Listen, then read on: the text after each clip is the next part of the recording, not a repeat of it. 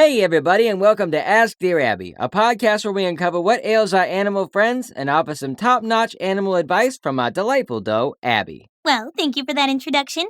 And of course, this all isn't possible without you, Hopper, our faithful showrunner. I figured we'd get started with some fun animal fast facts before we dive into today's episode. Sounds good to me. Well, Hopper, for one, did you know that unlike most other bears, pandas actually do not hibernate? So they have trouble sleeping like our friend Brucey?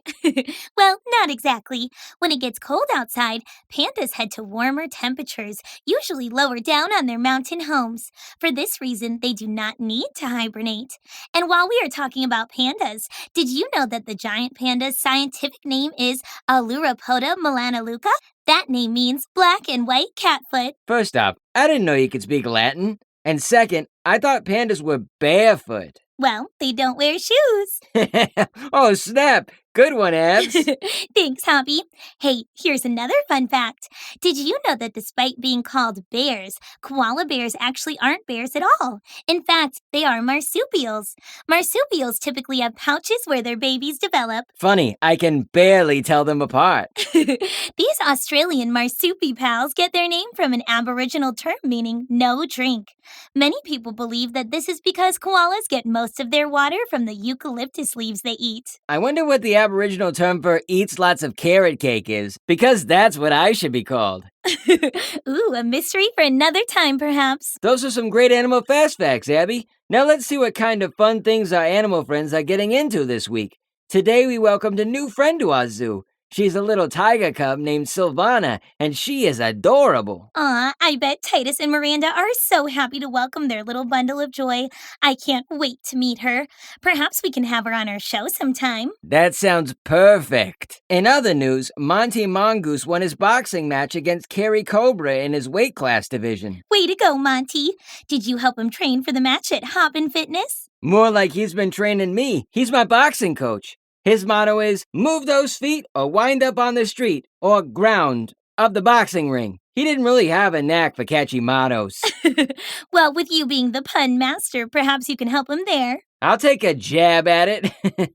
Well, Ebs, I guess that does it for the neighborhood news. Oh, and look at that. We've got a couple of callers who'd like to hear some helpful news on their daily blues. Excellent. I love lending a helping hook to those in need. So, who are we speaking to first? Our first caller is Norman. He's a lovesick narwhal hoping to nar-fall in love. Great. Hello, Norman. If you've got a problem, just stop on by and I'll say hi and ask, Dear Abby, that's me. Yoo-hoo! Hello, Abby.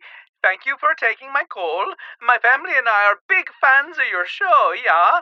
You have a big following here in Norway. Aw, that's very kind of you, Norman. Wow, Norway. So I take it that you live in the icy Arctic Ocean then? Oh, yeah, we love the cold. And this time of year, we especially love the Lancaster Sound. That's where I'm calling you from today. Lancaster Sound? That sounds like something you'd pick up at Guitar Center. What is a Guitar Center? It's this really cool music store where they sell guitars and stuff. Oh, that is cool. I love music too. I love dancing to music, especially with, well, I don't dance with anyone. I wish I did. Oh, it's okay, Norman. So Hoppy was telling me that you've been searching for love. How is that going? Can you tell me a little more about that? Yeah, so I recently downloaded this app my buddy told me about called Valen for Love. It's a dating app where theirs of all types can meet up and get to know each other and hopefully fall in love. However... However? Don't say however. Why is he saying however? What? Hoppy, you okay there? What? Oh, I'm fine. I'm just invested in the story. Are you looking for love too, little Bun Bun? It seems everyone is looking for love, which makes it all the worse that I can't find love. You know what? We can talk about me later. So Norman, you're saying that despite the dating app, you haven't been able to connect with anyone? Yeah, das is correct. You see, I make connections on the dating app, and we set up a date at a nice, lovely restaurant, but when the time comes, I can never, well, find him. You can't find them? You mean like you have the wrong directions to the restaurant, or... No, not exactly. We narwhals use sound to find each other. So my date will be like, Norman, listen for my whistles at 6 p.m. to find me. And then I will listen for her sounds, but I can never hear them. So then I just swim around looking for my date, but no luck. How interesting. So you're saying that narwhals locate each other with sounds, but no matter what, you can never seem to locate your dates because you cannot hear them? Yeah. Oh, I'm sorry to hear that, Norman. Narwhals indeed make a variety of sounds, including buzzes, whistles, and echolocation clicks. Echolocation? Isn't that the same thing our friend Daphne Dolphin uses to communicate with her pod squad? It sure is, Hop. Echolocation is a way that animals can locate something that is distant by reflecting or bouncing their noises off of an object. This process can be especially important for finding food. Now, Norman, I'm concerned to hear that you cannot hear the sounds that your fellow narwhals are making. I can't help but wonder if something is perhaps interfering with your communication amongst each other. Have there been any recent changes to your environment? Anything that might be creating louder sounds than you and your fellow narwhals make? Well, now that you mention it, there have been a lot of big ships coming through the waters recently. The ships definitely make big noise. Ah, I see. Norman, I can't help but think that you are perhaps being affected by something called noise pollution. Ah, what is that? Noise pollution is any loud or unwanted sound that can interfere with wildlife, particularly when it masks other sounds. Scientists have been increasingly concerned about the negative impacts of noise pollution on narwhals because narwhals are so dependent on noise to find food, mates, and to avoid predators. Norman, I have a feeling that noise pollution from the big ships is masking the sounds from other narwhals who are trying to communicate with you. Ooh, you don't say. Well, it is good to finally know why I can never connect with my dates. But what can I do to fix that? I am a big narwhal, but ships are way bigger, yeah? That is a great question, Norman. Ships can create a lot of underwater noise, and they can actually generate a noise that is similar to that of many marine animals. This is a problem that I think everyone in our world has to work to improve upon. For example, some small ways that ship and boat owners can make a difference is by keeping their boat clean and in proper working order. It is especially important to regularly clean your propellers and to keep your engines well tuned. It's amazing how a small thing can have such a big effect on an animal's home. You know, Abs, we mentioned Daphne earlier. I can't help but think Daphne and Norman would be great friends. What do you think about setting up an in-person meeting for the two of them in our studio? Ooh, I love that idea, Hobby. Does that sound like a plan, Norman? Ooh, yeah, that is good plan. Thank you, Abby and Hopper. I cannot wait to finally connect with a new friend. Ta-ta for now! Aw, Norman was such a delight. Hopefully, by raising awareness of noise pollution and by introducing Norman to more friends, he'll be on his way to finding love.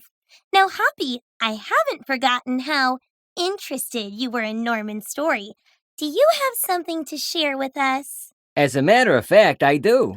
You do? Please do tell. I wanted to share with you that we have another caller on the line. In fact, our listeners may remember that she was in a commercial on our show last season about Zebra Cruda. Ooh, Ginger Snap! I wonder why she's calling us today. She's taking on a new career change, but she's having trouble adjusting. Well, I am excited to talk with her, but don't think I won't bug you later about your mysterious dating life, Hoppy. All right. I'll explain everything during the commercial break, but for now, let's get back to our friend Ginger Snap. Hello, Ginger Snap. If you've got a problem, just stop on by and I'll say hi and ask, Dear Abby, that's me. Hello, Abby. Wonderful to speak with y'all again.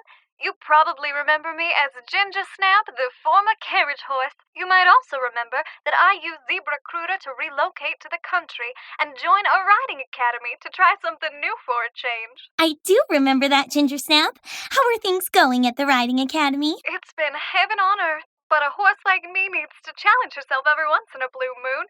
So I decided to get into competitive jumping. Wait a minute. Are you telling me that you can jump competitively for a living? That's like the perfect job for me. My name is literally Hopper. You betcha, hon. You should definitely come check out the ranch sometime. We've got this amazing course set up with all different heights of jumping obstacles, and we hold regional competitions there. The winner gets this big, beautiful trophy with their name on it. To win, you just gotta make it through the course without knocking down a single pole. I'm liking this jumping competition more and more, but my feet are kinda big. I don't know if I'd be able to clear every single one of those poles. Well, now that you mention it, hon, that's actually why I'm calling y'all today. You see, I would just love to win that trophy sometime, but I can't seem to make it through the course without knocking the poles over. I don't understand it. I practice for hours every day. I focus as hard as I can, but I just can't get a perfect score on the course. I'm almost starting to wonder if it's my vision that's throwing me off. But I've never had vision problems before. You've got to help me, dear Abby. Aw, I'm sorry to hear of your troubles, Ginger Snap. Especially with how much you practice every day, I'm sure it's frustrating to not be doing as well on the jumping course as you would like. I wonder. It's interesting that you mention your vision because horses actually have fascinating eyes. Horses' eyes are not quite like human eyes. You see, humans have trichromatic vision. Try what now? Trichromatic vision. That means that humans have the ability to discern reds, greens, yellows, and blues. Now, horses do not have trichromatic vision, but they also are not colorblind. You see, horses actually have something called dichromatic vision. Ooh, what colors can I see with that? Dichromatic vision means that horses can distinguish two colors. Horses can naturally see blues and greens and other variations of blues and greens, but horses cannot distinguish red. I wonder, Ginger Snap, what color are the poles that you are jumping over in your obstacle course? Well, now that you ask, I honestly can't say with too much certainty what color they are. Honestly, when I'm getting ready to approach a jump, sometimes I can't even tell where the dirt on the ground begins and where the poles end. I think perhaps we might be onto something here. You see, this is actually a problem that is needed to be addressed for horse jumping. We have to take into account a horse's unique vision when designing obstacles for a horse to jump. For example, if the color of the jumping poles is too similar to the color of the ground, the horse will have trouble executing a perfect jump. I have a feeling that this may be the problem that's occurring on your jumping course. My, oh my, you certainly are a bundle of knowledge, Abby. It would be no trouble at all for me to paint the jumping obstacles a different color, especially now that I understand the problem. Do you have any advice on what color would be best for me to paint the obstacles? Well, Ginger Snap, studies have shown that horses are less likely to knock down an obstacle when the poles are painted with two or more contrasting colors rather than a single color. I bet that painting the obstacles blue and white, or green and white, might improve your ability to clear the jump without taking a single pole with you. It sounds like that will clear up one obstacle so that I can clear the others in the competition. Thank you for your help, dear. Well, I would love to see you in one of these jumping competitions. Abby, do you think we could take a field trip out to the country to see Ginger Snap's competition? I would love to support Ginger Snap and see her win her first trophy. Besides, I never turned down an opportunity to spend vacation time with my bestie, Hopper. Oh, that would make me ever so happy. I look forward to seeing y'all when you get here. It's a date. So long, Ginger Snap. Date? Why did you use that specific word, Hoppy? Are you sure you're a deer? Because you like to bark up a lot of trees. I'm just interested in all things Hoppy and want to make sure that if you're in need of any advice, whether it be about dating or jumping competitions or dating... Well, I guess I could use your advice on dating. I knew it. Okay, let's talk all about it at the break and see if we can get you matched up with that special someone. Be back in a flash after these messages. Are you looking to get away for a day of play with your family? Then come on down to Gopher Falls Mini Golf and Arcade. Here we have all kinds of fun activities like putt-putt golf, bumper cars, and a batting cage, and tons of fun games. You can even stop by the counter and turn in your game tickets for a stuffed animal, our mascot, me, Brian the Gopher, or a cool lava lamp. Oops, did you forget to pack a lunch before you came? No worries there, because we also have a food menu that would make any hungry hippo less hangry, if you catch my drift. pizza, tacos, hamburgers, you name it. We even have salads and other vegetarian meals for you tubular tortoises. So come on over to Gopher Falls Mini Golf and Arcade today and score a hole-in-one at life. She sits at her desk, longing for the short hand of the clock to strike the 5. She's seen it all, heard every excuse. But today, it doesn't faze her, because she is stronger. She is wiser. She is escargot number 4. The smell of success. And we're back, and I hope y'all are still listening with those rabbit ears of yours. As some of you know, and for those of you who don't, this is the part of the show where we bring in some furry, flying, fantastic animal friends of ours to answer your animal inquiries. We've been asking all of you at home to send us your questions about a certain animal topic. Today's topic is giraffes. Take it away, Hop. This week's question comes to us from Abigail. She wrote, "Hi, Abby. I was wondering, why do giraffes have spots?" Wow, Abigail, thank you for that great question. Also, I love your name.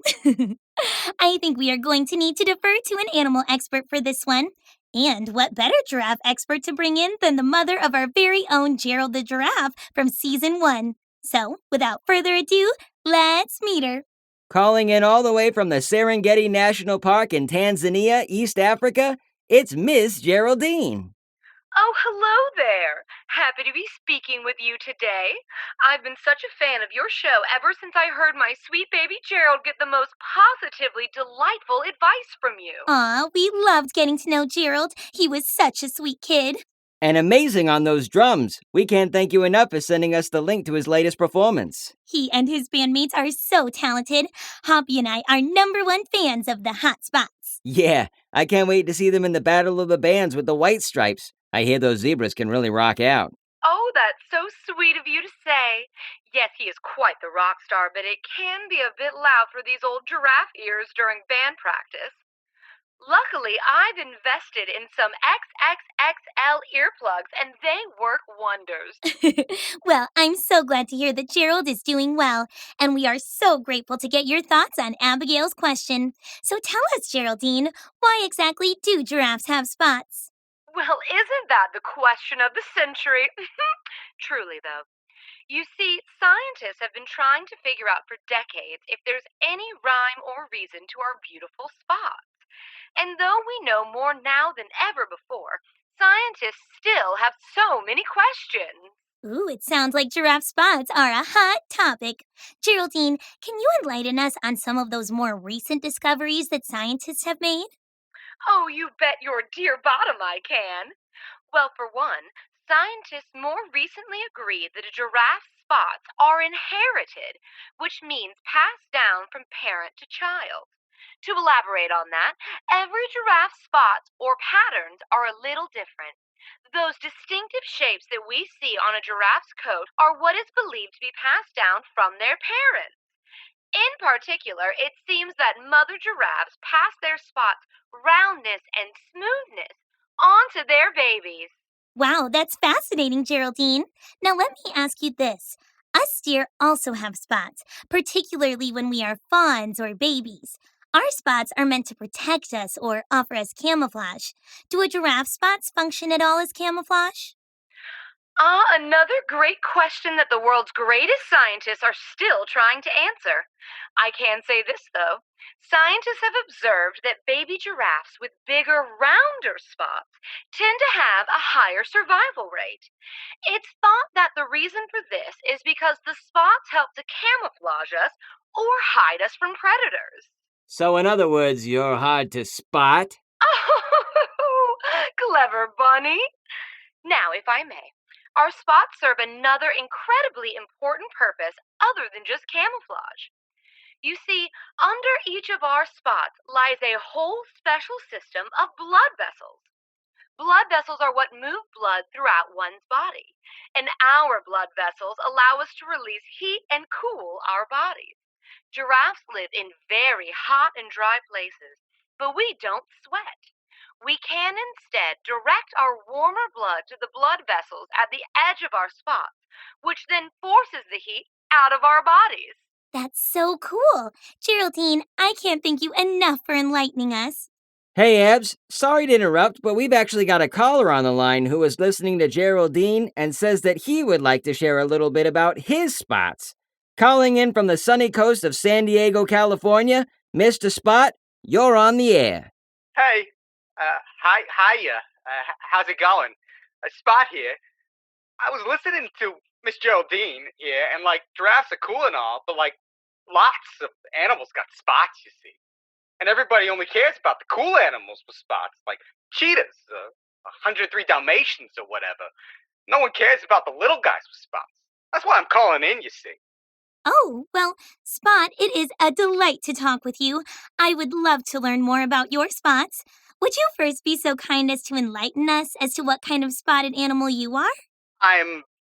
Well, the thing is, I'm just gonna say it. I'm a ladybug. And before you even ask, yes, ladybugs can be male, so there, end of story. Well, I think that's great, and we are happy to have you on the show and get your perspective. I'm sorry to hear you feel like ladybug spots have been ignored. Would you like to tell us all about why ladybugs have spots? I would indeed. You see, scientists believe that we have a brilliant red coloring and black spots to warn off predators. It's like a sign to birds and frogs and dragonflies that we taste really bad and that they should stay away. Ah, I see. So your spots act as a warning to other animals and insects. Your spots help to keep you safe. Spot on, though. Our body's got this substance in it that tastes really bad to predators, like birds. And the substance is even a little poisonous. Not poisonous enough to, hurt a bird, but it would certainly give a bird a bad stomachache. So, you see, birds will see our spots and be like, hey, stay away from that ladybug. They ain't good eating. I can imagine so. I'm so glad to finally know some amazing ladybug facts. There's actually been a lot of ladybug myths that have been popular throughout time all around the world. For example, in Brussels, if a ladybug lands on you, the number of spots on the ladybug tells you how many children you will have. Another popular myth is that if a ladybug lands on you, you can count the spots and you will soon receive some money in the same dollar amount as the spots. I don't know about any of that. But what I do know is that a ladybug's spots are just as cool as the spots on a great big animal like Geraldine. Oh, you certainly got a lot of spunk, Spot. I gotta say, being as tall as I am, I dare say I've hardly ever even noticed a little critter like yourself. Who? You? Colin Little. Don't be offended, dear. I'm just saying that you've given me food for thought. Animals and bugs of all shapes and sizes, spotted or not, can have a pretty cool story to tell. You're making me blush, which is hard when you're as red as it gets. Thanks for hearing me out, Miss Geraldine. And of course, thanks to Abby and Hopper as well. Glad I finally got to talk with someone about my spots. Well, thank you so much for speaking with us today, Geraldine and Spot, and for telling us all about your hot spots. Which reminds me, Geraldine, please do let us know the next time Gerald has a concert. I will indeed. Take care. Bye, Spot and Geraldine. Hey, Abby, what's better than a cane 8? I don't know, Hop. What? A cane 9, which is also our topic for next week's episode of Ask Dear Abby. It sure is. You can go to www.askdearabby.com to submit your questions about canines. Well, that concludes our episode of Ask Dear Abby. But before we go, Abby would like to give you, the listeners, a few words of wisdom. Take it away, Abs. Thanks, Hoppy. We sure did learn an awful lot today. In the spirit of our new and returning friends, Norman, Gingersnap, Geraldine, and Spot, let me leave you all with this. Overcoming obstacles can come in all different shapes and sizes. Sometimes they can prevent us from finding that special someone, like with our friend Norman, or from achieving our career goals, like our friend Gingersnap. To that, I would say to continue putting yourself out there, and if the goal seems a bit blurry, you can always change how you approach it. With our friends Geraldine and Spot, we learned that our bodies can help us overcome certain obstacles, like warding off potential predators and also regulating our own body temperature. Whether you're a big spotted animal like a giraffe or a small insect with spots like our friend the ladybug, there are always more mysteries to solve. And the first step is to ask questions and then listen with ears wide open. Thanks again for listening, and as always, if you've got a problem, just stop on by and I'll say hi at Ask Dear Abby. Bye-bye now.